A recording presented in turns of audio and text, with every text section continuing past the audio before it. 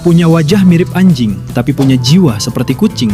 Ini adalah fennec, rubah terkecil di dunia, atau secara ilmiah disebut Vulpes cerda.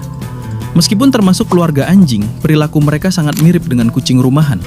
Telinga raksasanya bukan cuma pajangan. Selain untuk mendengar mangsa di bawah tanah, telinga ini berfungsi mendinginkan tubuh di panasnya gurun Sahara. Seperti kucing, Vulpes cerda sangat lincah, suka melompat tinggi, dan memiliki kepribadian yang mandiri serta sangat aktif di malam hari. Kecil, lincah, dan menggemaskan.